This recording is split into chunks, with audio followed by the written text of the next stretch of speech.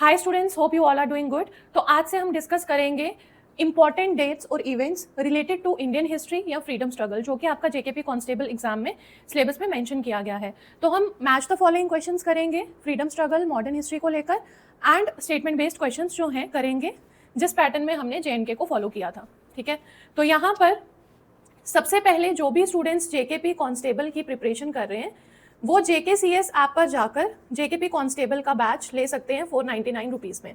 अब इसमें आपको फुल फ्लेज कोर्स मिलेगा जिसमें कि आपको रिकॉर्डेड लेक्चर्स मिलेंगे लेटेस्ट पैटर्न पर टॉपिक वाइज, देन आपको मॉक टेस्ट मिलेंगे sectional and full length latest pattern पर, और सबसे बड़ी बात इस सीरीज में आपको एक मोस्ट एक्सपेक्टेड क्वेश्चंस की सीरीज मिलेगी जो कि आपको आपकी एग्जामिनेशन में आपको एक एज प्रोवाइड कर कर जाएगी।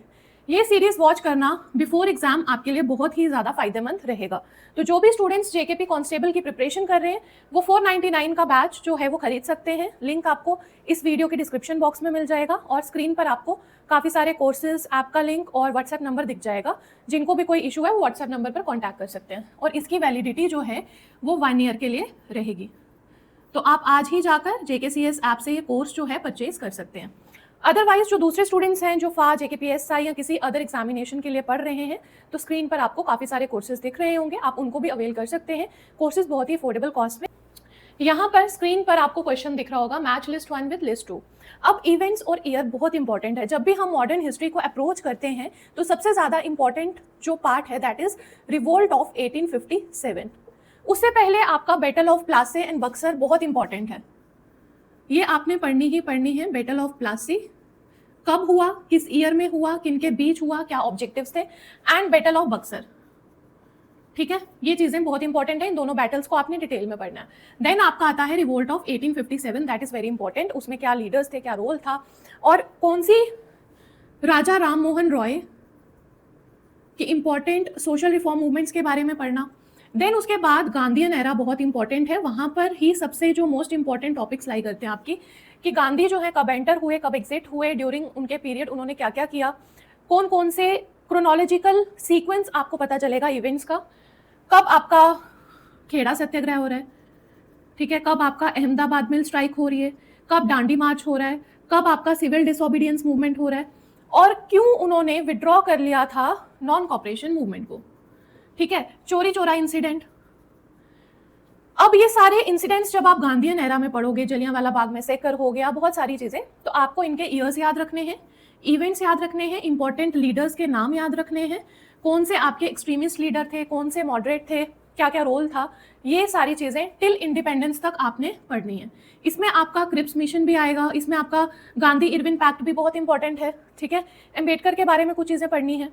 ये सबसे मोस्ट इंपॉर्टेंट पार्ट है जिससे मतलब जो भी मैंने एनालिसिस किया है प्रीवियस ईयर JKSSB एग्जाम्स का, तो मैक्सिमम आपके 90% क्वेश्चंस यहीं से कवर अप हुए हैं, इन टॉपिक से ही।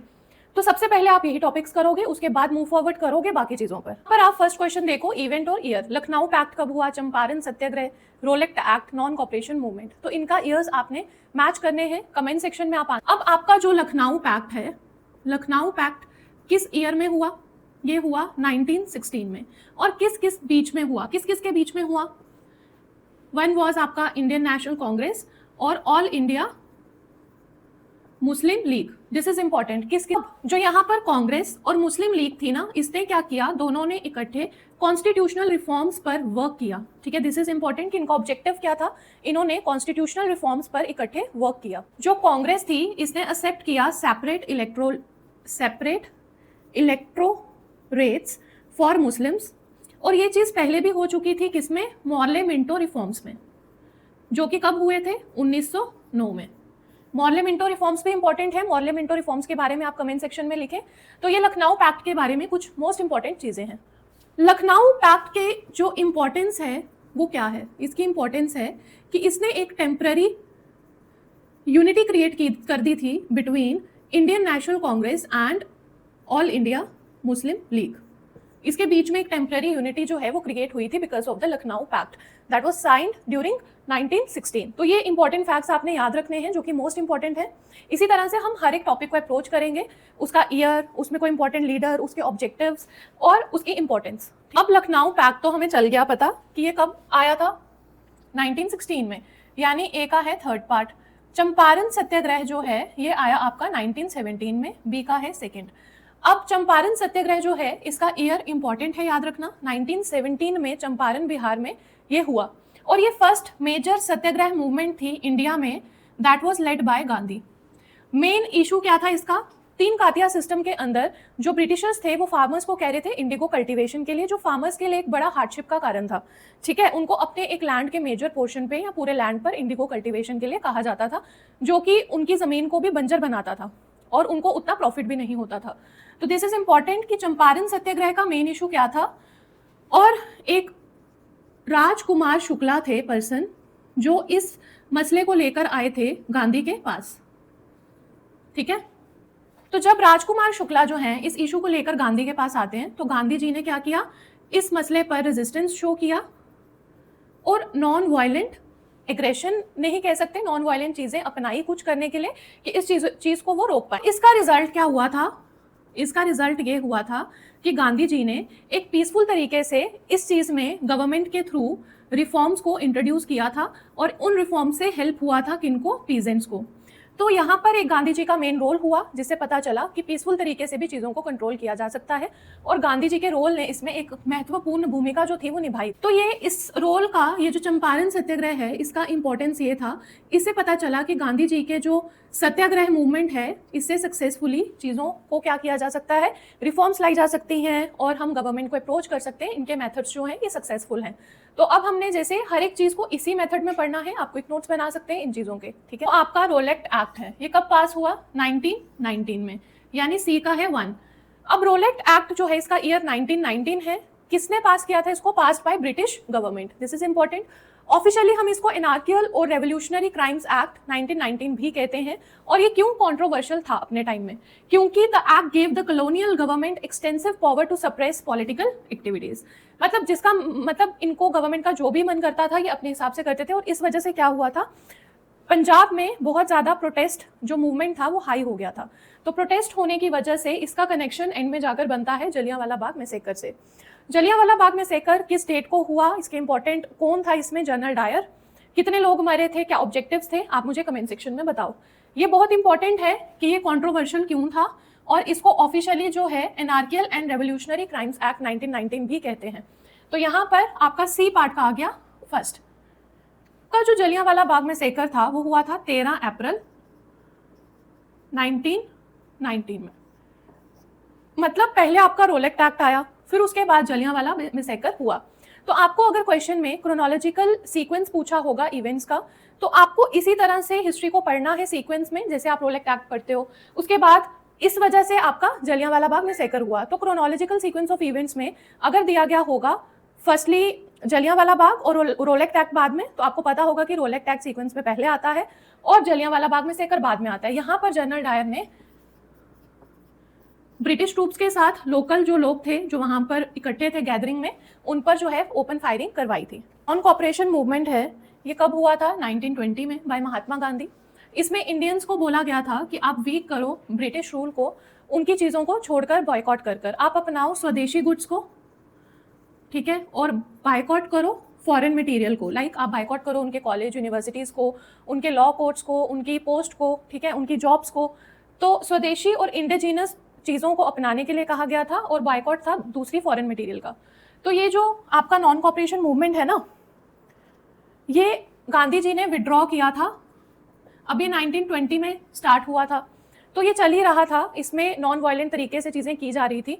बट 1922 में चोरी चोरा इंसिडेंट के बाद इस मूवमेंट को विड्रॉ कर लिया गया था, क्योंकि जो लोग थे उन्होंने एक पुलिस स्टेशन को क्या कर दिया था, आग लगा दिया था, जिसमें काफ़ी पुलिस पर्सनल्स जो हैं वो मर गए थे।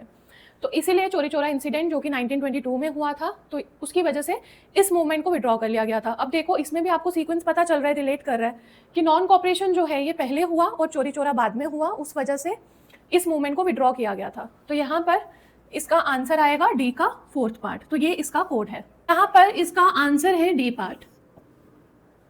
क्वेश्चन नंबर सेकंड देखो, arrange the following events in chronological order. तो हमने इसका सीक्वेंस जो है वो सारा यहाँ पर अरेंज करना है। Khilafat movement, Jallianwala Bagh massacre, withdrawal of non cooperation and Gandhi Irwin pact, बहुत इंपॉर्टेंट टॉपिक्स हैं, मूवमेंट्स हैं, ठीक है। इनके बारे में आपको जो पता है चीज़ें, इंपॉर्टेंट फैक्ट्स, वो कमेंट सेक्शन में ज़रूर शेयर करें। तो यहाँ पर क्या आएगा, खिलाफत मूवमेंट जो है ये 1919 से 1924 तक चली। अब इसका जो मेन रोल था दैट वाज ऑटोमन एम्पायर के खलीफा की पोजीशन को प्रोटेक्ट करना, ठीक है। और इसका जो पीक पीरियड था ना खिलाफत मूवमेंट का, दैट वाज 1919 से 1922। और गांधी जी ने भी इस मूवमेंट को काफी सपोर्ट किया था ताकि हिंदू मुस्लिम यूनिटी जो है वो बनी रहे। अब इसमें इंडियन मुस्लिम लीडर्स कौन थे जिनका इंपॉर्टेंट रोल रहा? इसमें थे अली ब्रदर्स, मोहम्मद अली एंड शौकत अली। इनका इंपॉर्टेंट रोल इस मूवमेंट में रहा था। ये इंपॉर्टेंट इंडियन मुस्लिम लीडर्स थे उस टाइम पर। तो इसका जो पीरियड है ये है, और इंपॉर्टेंट जिसमें ये पीक पर था movement, these were the years. Jallianwala Bagh में सेकर के बारे में हम पहले भी पढ़ चुके हैं। ये 13 अप्रैल 1919 में हुआ। जनरल डायर ने ओपन फायरिंग की थी बैसाखी वाले दिन लोगों पर, जिसमें काफी जो लोग थे वो मर गए थे। अब ये जो इंसिडेंट हुआ था इस वजह से इंडियन नेशनल मूवमेंट में एंगर जो है ब्रिटिश गवर्नमेंट के लिए वो बहुत बढ़ गया था। विड्रॉल कब हुआ नॉन कॉपरेशन मूवमेंट का? यहाँ नॉन कॉपरेशन मूवमेंट नहीं पूछा गया है, उसका विड्रॉल पूछा गया है, दिस इज इंपॉर्टेंट। तो चोरी चोरा इंसिडेंट के बाद, जो कि 1922 में हुआ था चोरी चोरा इंसिडेंट, उसके बाद ही withdrawal of non cooperation movement हुआ। अगर नॉन कॉपरेशन मूवमेंट पूछा होता तो 1900 क्या आता बताओ, 20।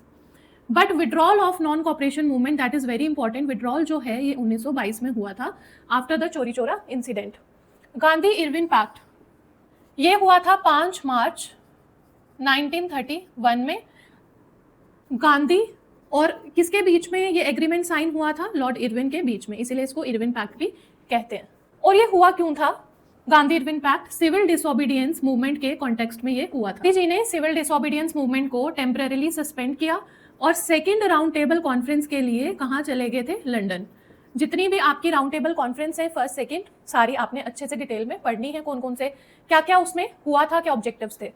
तो यहाँ पर इसका आंसर क्या बनेगा? सीक्वेंस को अरेंज करो, सबसे पहले कौन सा इवेंट हुआ, देन उसके बाद एंड लास्ट 2, 1, 3 एंड 4, ठीक है।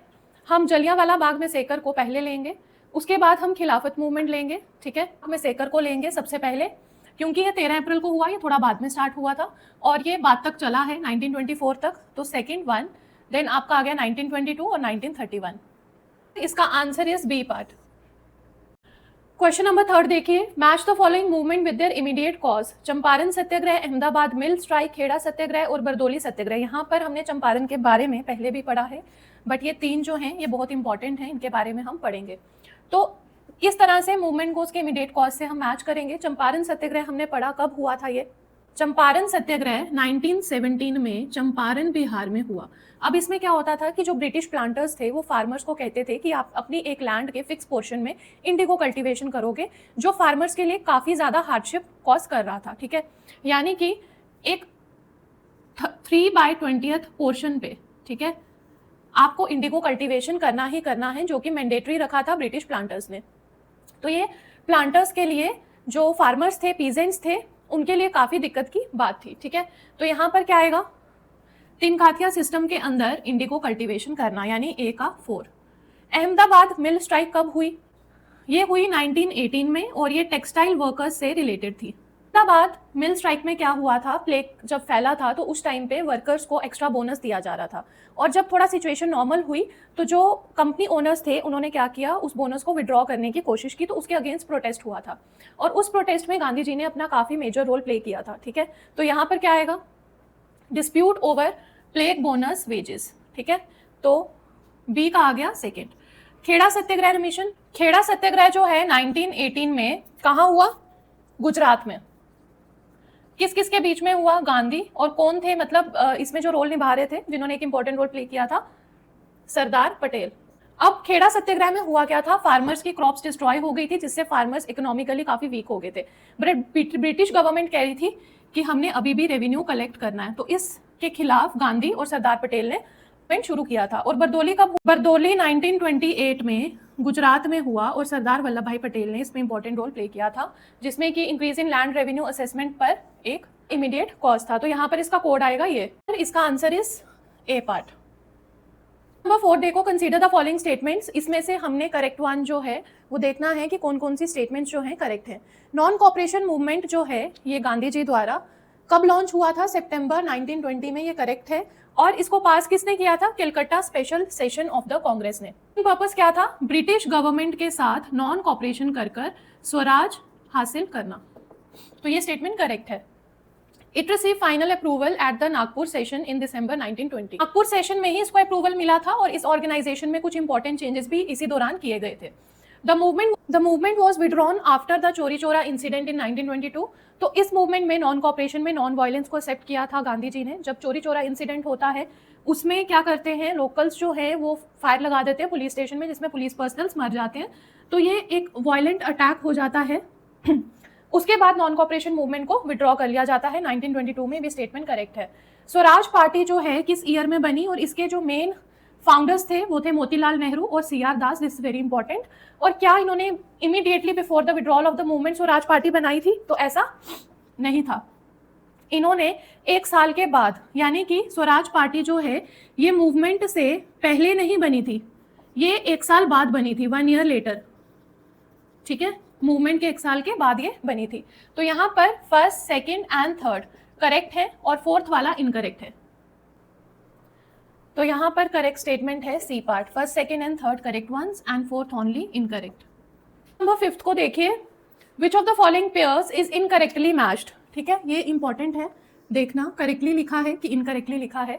लाहौर सेशन 1929 हमने मैच करना है, कौन सा किसके साथ कर रहा है मैच और कौन सा नहीं कर रहा, वो हमारा आंसर होगा। तो लाहौर सेशन 1929 पूर्ण स्वराज कंप्लीट इंडिपेंडेंस रेजोल्यूशन जो था वो अडॉप्ट किया गया था 1929 में। रांची सेशन 1931 में फंडामेंटल राइट रेजोल्यूशन और नेशनल इकोनॉमिक प्रोग्राम जो था वो पास किया गया 1931 में, ये भी करेक्ट है। Lucknow session 1916 home rule movement launched. क्या ये सही है? होम रूल मूवमेंट थी ना, होम रूल मूवमेंट ये 1916 में पहले ही लॉन्च कर दी गई थी, बाल गंगाधर तिलक और एनी बिसेंट थे इसमें। ठीक है, तो होम रूल मूवमेंट अलग है और लखनऊ सेशन 1916 अलग है। होम रूल मूवमेंट लॉन्च हुई थी 1916 में, थोड़ा अर्लियर स्टेज पर, बाल गंगाधर तिलक, एनी बिसेंट के थ्रू। और लखनऊ सेशन जो है वो नेशनल इंडियन नेशनल कांग्रेस और आपका ऑल इंडिया मुस्लिम लीग के बीच में था, जो कि कॉन्स्टिट्यूशनल रिफॉर्म्स पे उन्होंने काम किया था। तो सी वाला जो है ये गलत पेयर है, ये अलग है और ये अलग है। सेशन 1924 ऐसा एक सेशन था, the only Indian national Congress session जो प्रिसाइड किया गया था बाय महात्मा गांधी। तो ये भी करेक्ट है। तो इनकरेक्टली मैच पेयर पूछा गया था तो वो है सी वाला, का आंसर है सी ओनली। तो ए पार्ट यहां पर इसका आंसर होगा। One of the following was not a feature of the Gandhi Irwin pact of 1931। तो इन चारों में से कौन सा फीचर नहीं था? ऐसे क्वेश्चंस बहुत इंपॉर्टेंस रखते हैं एग्जाम में।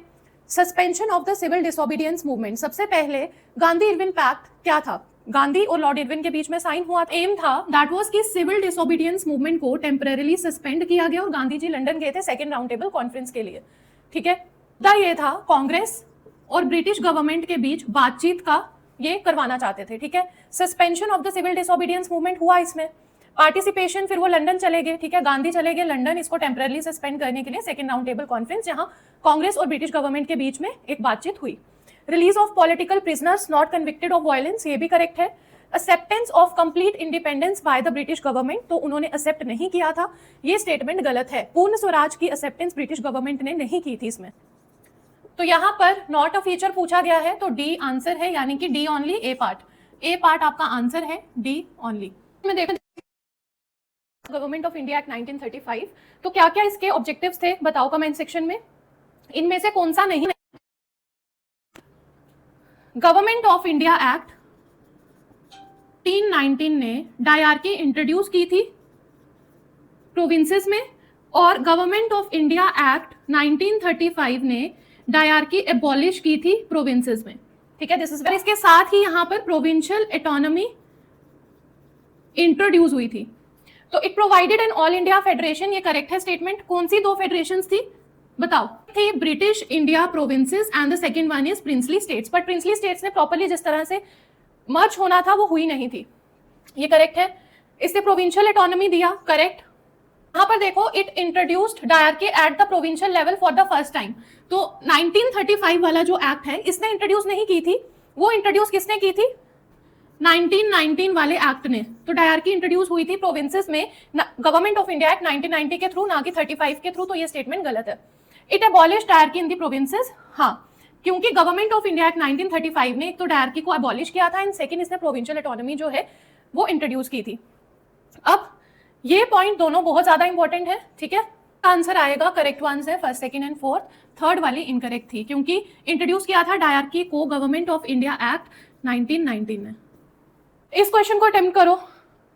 Match the following personality with the event organization. Ras Bihari Bose, तो इनका था इंडियन इंडिपेंडेंस लीग के साथ, साउथ ईस्ट एशिया में किया था और बैकग्राउंड बनाया था इन्होंने इंडियन नेशनल एसोसिएशन के लिए। सुभाष चंद्र बोस, आजाद हिंद वॉर का एसोसिएशन, आजाद हिंद गवर्नमेंट या फौज के साथ, इनको नेताजी भी कहते थे। स्टैब्लिश किया था provincial Azad Hind government in 1943, this is important. Indian national army 1940 ने बनाई थी कैप्टन मोहन सिंह ने। बुलाभाई देसाई एक प्रोमिनेंट लॉयर थे who defended the INA officers. INA defence trials इन, कब हुए थे वो? 1945 से 1946, ठीक है। तो यहां पर इसका जो कोड है बताओ क्या आएगा। और जिन भी स्टूडेंट्स ने इस चैनल को सब्सक्राइब नहीं किया है, do subscribe this channel and don't forget to hit the bell icon ताकि आपको फ्यूचर नोटिफिकेशंस मिलती रहें। और इस वीडियो के डिस्क्रिप्शन बॉक्स में नीचे आपको लिंक दिखेगा, उस लिंक से आप ऐप का एक्सेस पा सकते हैं। वहां पर JKP कांस्टेबल का बैच 499 रुपीज का अवेलेबल है, जिसमें आपको वीडियो लेक्चर्स, मॉक टेस्ट और मोस्ट एक्सपेक्टेड क्वेश्चन सीरीज मिलेगी और इसकी वैलिडिटी 1 ईयर के लिए रहेगी। इसका आंसर है यहाँ पर B part. The following statement regarding the quit India movement. तो क्विट इंडिया मूवमेंट को लेकर हमने ये सारी स्टेटमेंट्स देखनी है, कौन सी वाली स्टेटमेंट इसमें गलत है। रेजोल्यूशन पास हुआ था बॉम्बे में इन अगस्त 1942, तो ये करेक्ट है स्टेटमेंट। पास किया था ये AICC ने पास किया था। कहां पर हुआ था?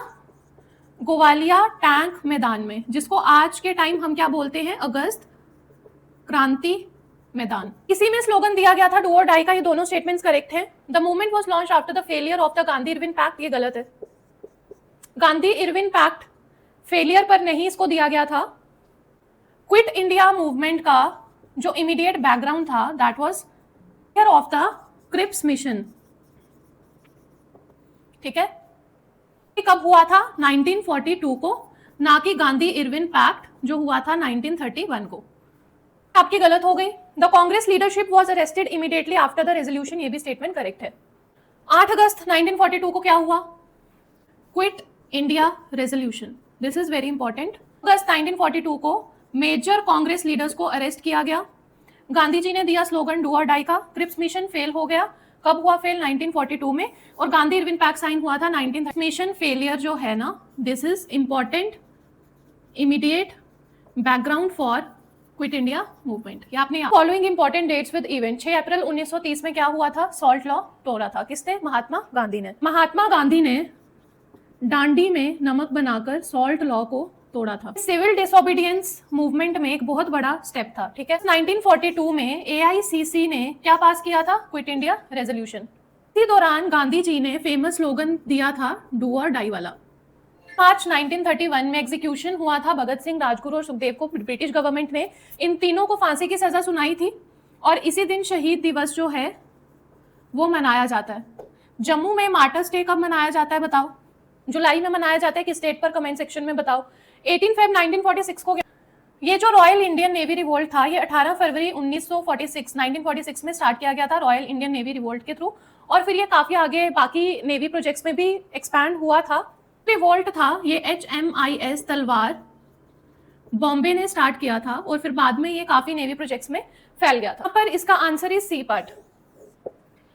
अब जिन भी स्टूडेंट्स को स्क्रीन पर आपको काफी सारे कोर्सेज दिख रहे होंगे, इनमें से आप कोई भी कोर्स परचेज करना चाहते हैं तो do visit the app from play store. JKCS app को डाउनलोड करें प्ले स्टोर से, लिंक आपको इस वीडियो के डिस्क्रिप्शन बॉक्स में मिल जाएगा। और जिन्होंने भी इस चैनल को सब्सक्राइब नहीं किया है, डू सब्सक्राइब द चैनल। और JKP कांस्टेबल का जो बैच है वो आपको 499 में अवेलेबल है, जिसमें आपको वीडियो लेक्चर्स मिलेंगे हर एक टॉपिक कंपोनेंट पर, लेटेस्ट पैटर्न पर, देन मॉक टेस्ट मिलेंगे जिसमें सेक्शनल और फुल लेंथ है, और मोस्ट एक्सपेक्टेड क्वेश्चन की सीरीज मिलेगी। ये सारा का सारा मटेरियल आपको 499 में मिलेगा और 1 ईयर का वैलिडिटी रहेगा। तो आप इस ऐप को डाउनलोड करें और इस कोर्स का असेस लें ताकि आपकी प्रिपरेशन एक बेटर लेवल पे हो पाए।